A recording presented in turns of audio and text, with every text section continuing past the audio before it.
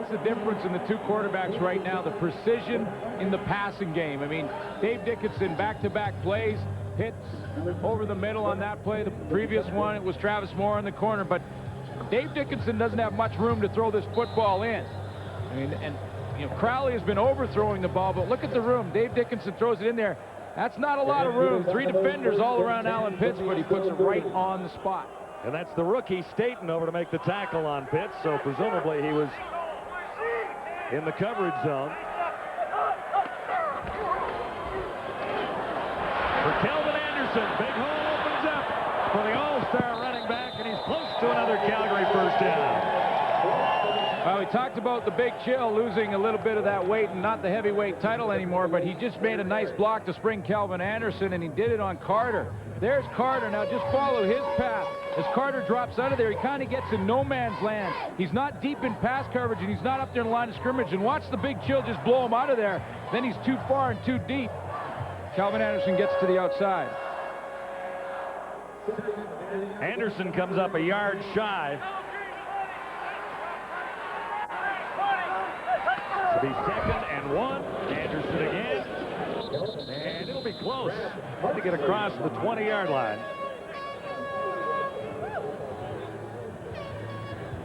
Yeah, and this is where George Cortez is going to just keep the ball in Kelvin Anderson's hands. Now you got a little bit of lead. The clock starts to wind down, and you try and just keep your running back involved and use up as much time per play as you can.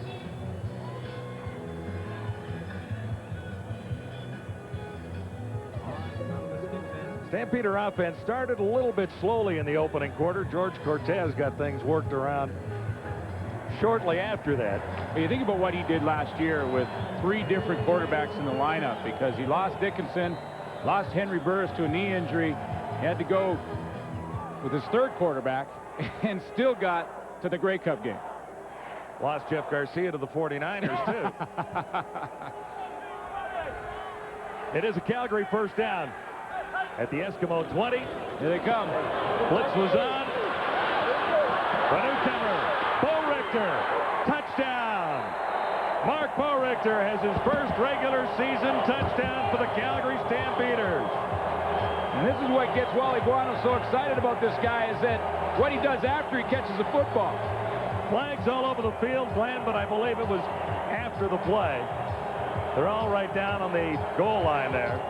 And there's Old Blue, a 4-year veteran of the Calgary Stampeders, ridden by Karen Drake. The Calgary Stampeders have some horses in the lineup, don't they? They do. Lots of horses. There's one of them. Mark Bo Richter, the newcomer, the rookie.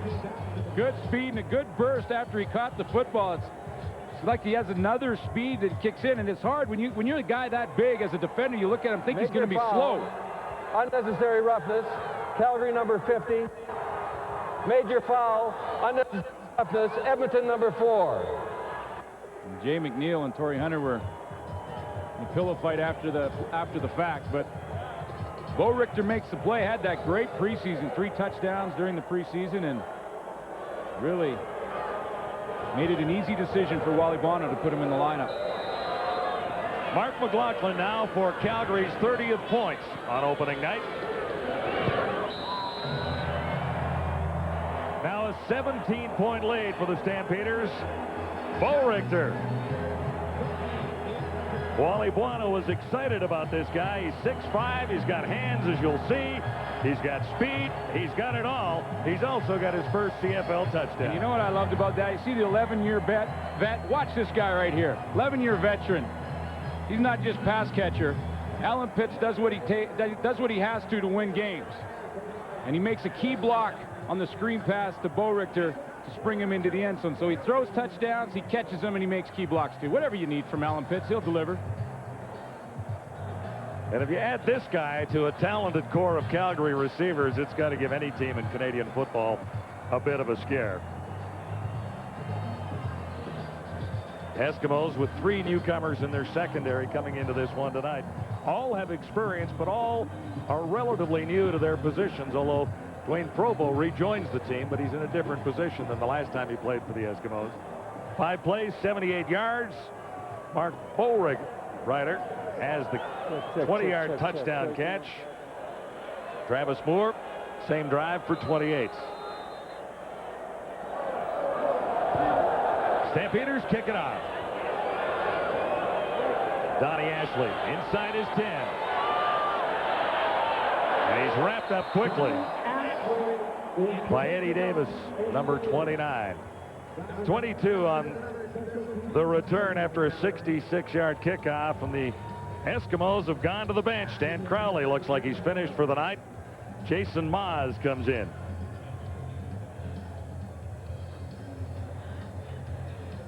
University of Oregon.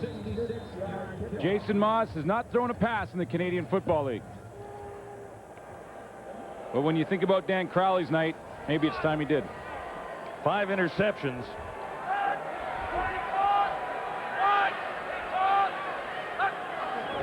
Calgary team record for interceptions in a game is 6. And Haas is on the money for Hervey on his first toss.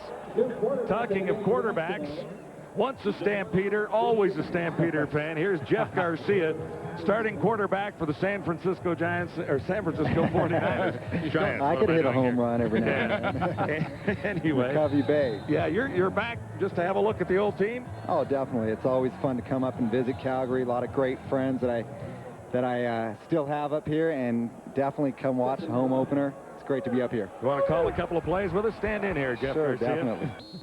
So what do you think of this offense so far, Jeff? I mean, Dave Dickinson really picked it up in the second half. Well, yeah, a little bit of a struggle in the first half. Just weren't clicking as well as I think he'd like to see things go, but definitely picking it up in this third quarter.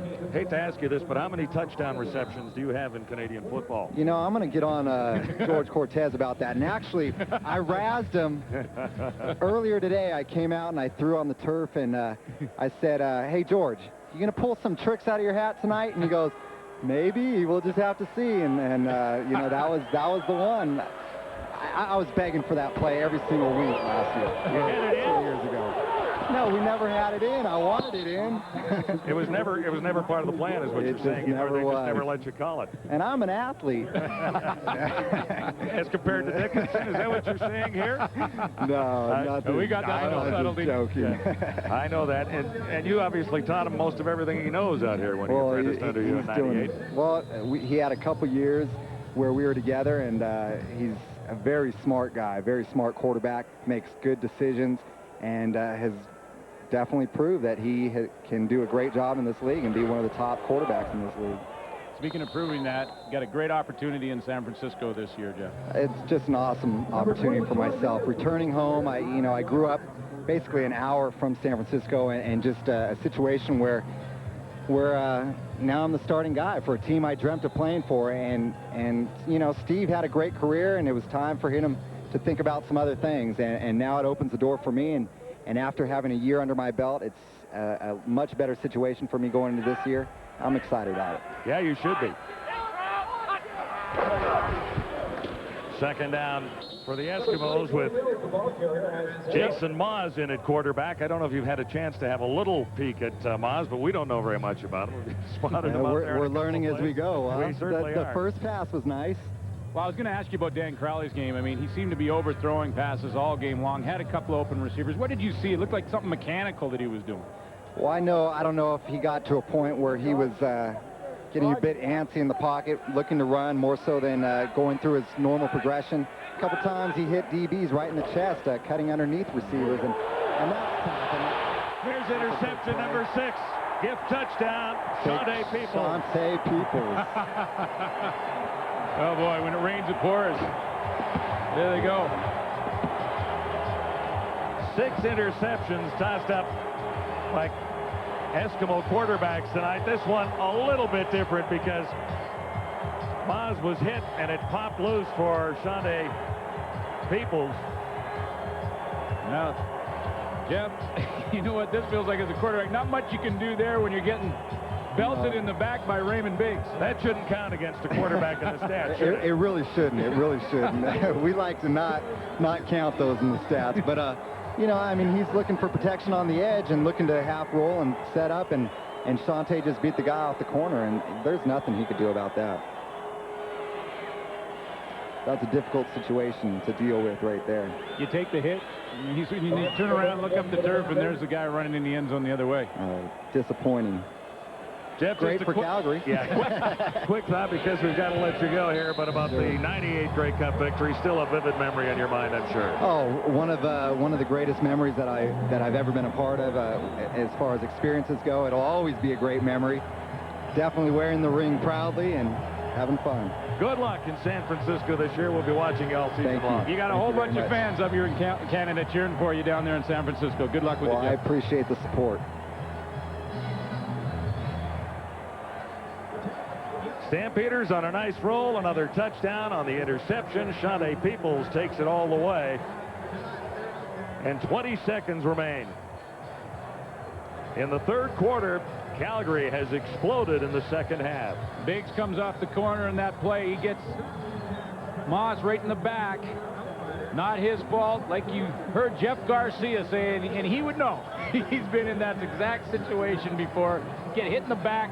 Ball pops up. Shante Peoples with the nice stride into the end zone and gets to enjoy that run.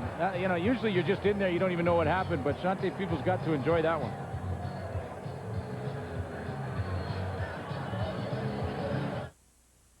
Steak. Order the steak. I highly recommend it. It's grilled to perfection. Delicious. Yeah, I like mine medium. Steak. The Kegs Lobster Summer is back. Enjoy our sirloin with half a lobster, fresh steamed whole Atlantic lobster, and lots more. Lobster Summer from June 5th to July 30th. Don't listen to him. He's crazy. Desperate, really. Ignore him. Steak. That's where it's at. Not quite a sellout at McMahon Stadium tonight, but they came close. 34,383 Stampeder fans. Well, a few Eskimo fans out there, I'm sure, too. On hand here at McMahon Stadium, a perfect night to kick off CFL 2000 in Calgary. Good. Stampeders kick it off after the touchdown. Ashley returns for the Eskimos. And finally it opens up. Ashley out across the 40 to about the 43-yard line. Jason Moss has replaced Dan Crowley. And he's had one interception to add to that Eskimo total, bringing it to 6 tonight. Crowley will try and hang on to the clipboard for a while. He goes back to the drawing board is what he does. Dan Crowley came into the game with a lot of confidence. Now you got to wonder what he comes out of the game with, because he had a good preseason against Saskatchewan. Saskatchewan is a team rebuilding. Calgary Stampeders certainly aren't. Yeah, they're pretty well rebuilt. Yeah. Are they not? He has a strike far side this time. Moss and Hervey is forced out inside Stampeder territory. Stampeders have the lead. It's 37-13, and there's 1 quarter to go at McMahon.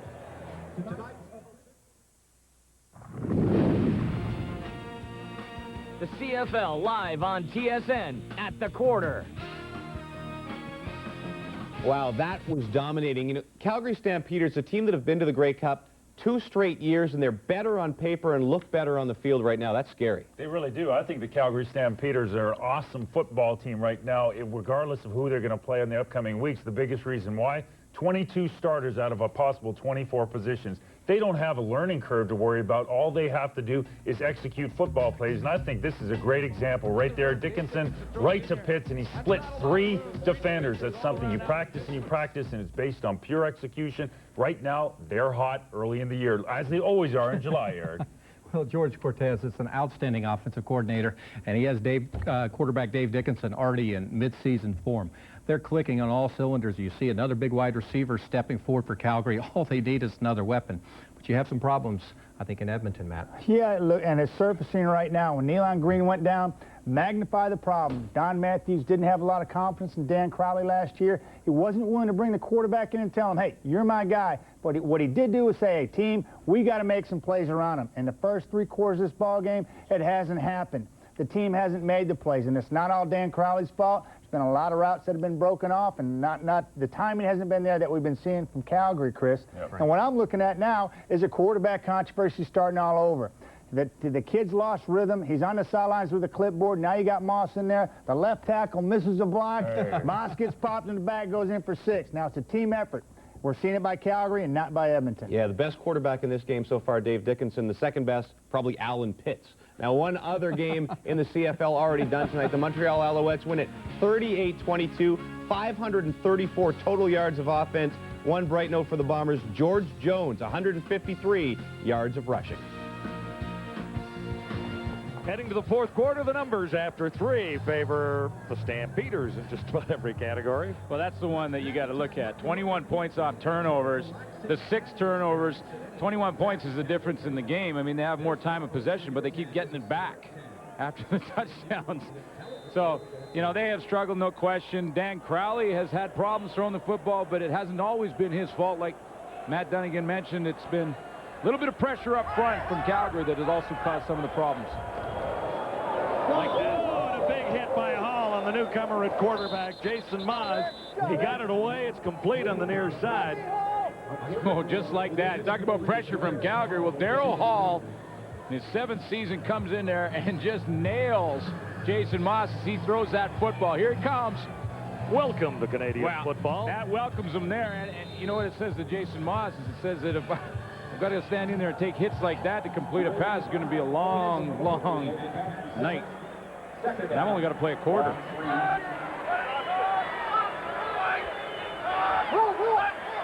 Second and 4 for the Eskimos. Probably the wisest move after a hit like that from Darryl Hall. Get the ball out of your hands. I would think. Yeah, just give it to someone else. Give it to the bigger guy in the backfield. Yeah, turn around and say, here, I just had it. I didn't like the way it worked out. You take it. Same kind of night for Dan Crowley. All game long, he's had pressure. A lot of it has come from Joe Fleming. Shante Peoples has had a big game. Jeff Garcia mentioned happy feet. Well, you see Fleming, 76, bearing down on him, and your feet get happy when you see 76 in your face and you get out of there. And because of that, he hasn't been accurate with the football, and now he's holding the clipboard. And making notes. Yeah, you know what he's writing down there? Okay, 76. Yeah, remember that guy. Yeah. That's Fleming. Red flag word, 76. Joe Fleming. Shante Peoples statistically has had a better night than Fleming when you look at the numbers he's posted with a couple of sacks and the interception for the touchdown, but Fleming has been a force. Well, he has been, and what Joe Fleming does is he demands the double team in the middle, and he's been breaking through it. That leaves Shante Peoples one-on-one. I'm not sure they got it on 3rd and less than a yard to go. It wasn't a classic QB sneak, was it? Just getting his feet wet. Don Matthews has got to look at these two quarterbacks for the next 4 weeks, probably. It will be a first down, so this drive will continue for Jason Moss.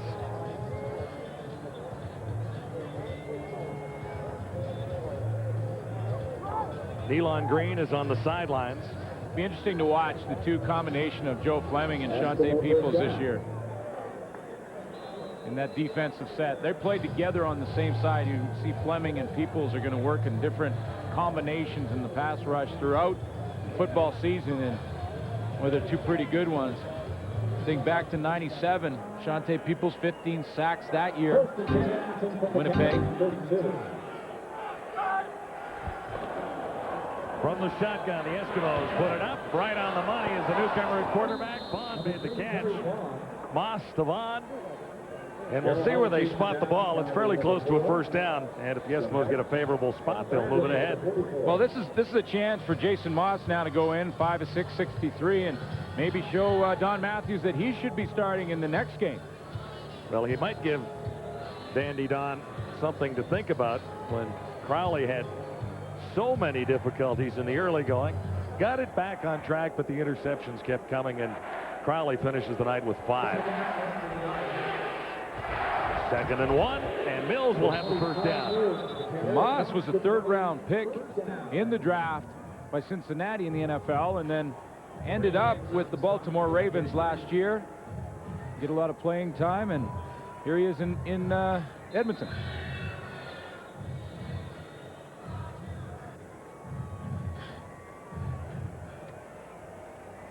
So Moss has the Eskimos moving a little bit, but the Stampeders are likely giving a little ground with a comfortable 37-13 lead. 12:19 to go, fourth quarter. Moss hits another one. Nigel Williams makes the catch near the 15-yard line. Jim Taylor in the Calgary Sun had a great line about Don Matthews today. And I just want to repeat it. In 18 years, Don Matthews has marched through more CFL cities than the Shriners.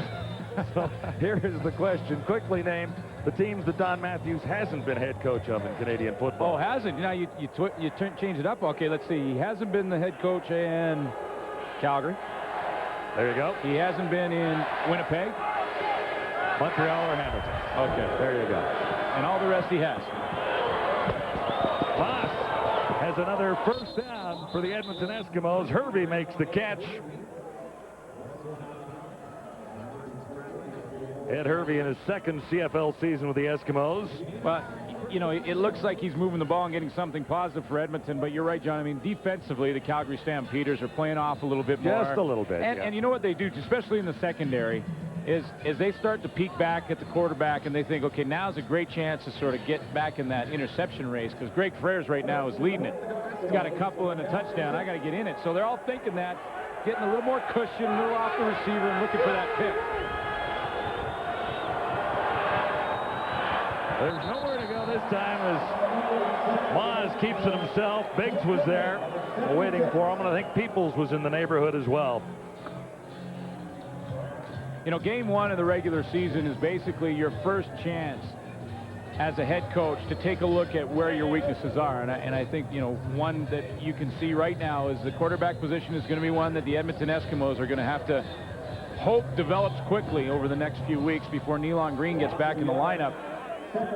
Other than that, defensively, they looked pretty good. I mean, how did they know Alan Pitts was going to throw a touchdown? I mean, come on. No, that was unexpected.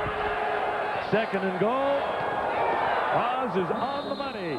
Touchdown for the Eskimos. First touchdown toss for Moz, and guess who gets it? Terry Vaughn. Well, there's another bright spot. Terry Vaughn picking up right where he did last year. I mean, Terry Vaughn has put together 5 straight 1,000-yard seasons receiving. Of course, he was a member of the Calgary Stampeders a couple years back, and a good throw and good catch. Vaughn comes back, fights off the coverage by Eddie Davis, and keeps himself in the end zone. 5 straight years over 1,000 yards. Terry Vaughn is just Mr. Consistency, Canadian Football League. 6 catches, 70 yards, and that touchdown for Terry Vaughn. He is the Eskimos' leading receiver. Jason Moss celebrates his first CFL touchdown toss. 2000 and where it will end. Here's Sherry Hargrave. Thanks, guys. With me right now is Norman Leach, the president of Grey Cup 2000, held right here in Calgary. It's only the first game of the season, but seeing this crowd, you must be excited about that game. Look at this crowd of 35,000 plus. Add another 10,000 and you have Grey Cup. How are ticket sales going? We're over 55% sold out, 25,000 tickets gone already, and this is the first game of the season. So anybody in Canada wants their tickets, get them fast. Tell me, just how bad do you want the red and white to be out on that field come November 26th? I'm the president of Grey Cup. I'll be happy as long as the best team in the East and the best team in the West are here. If there's a little red and white mixed in, all the better. Very safe answer. Thank you very much, and good luck. Thanks a lot. Appreciate it. Thanks a lot.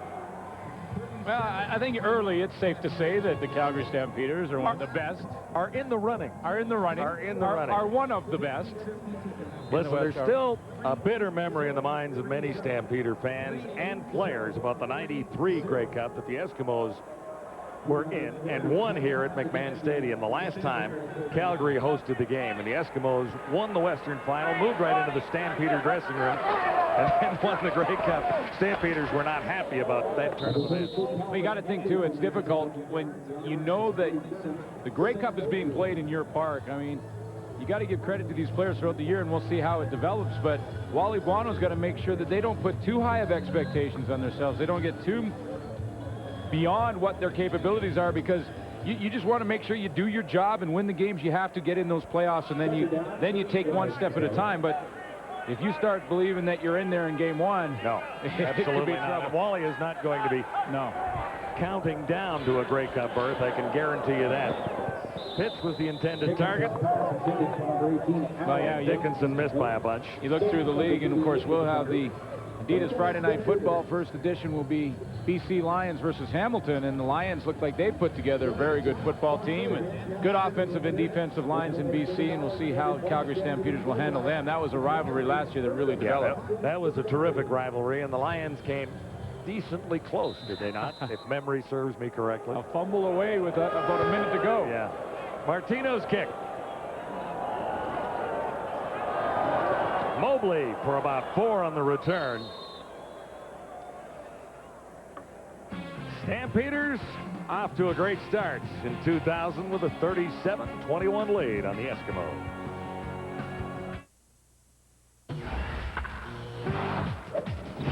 And welcome back to TSN Tonight. I'm Rod Smith. Men's quarterfinal action at Wimbledon on Wednesday, and the top seed Pete Sampras was in against another American by the name of Jan Michael Gamble, his first time to the quarters.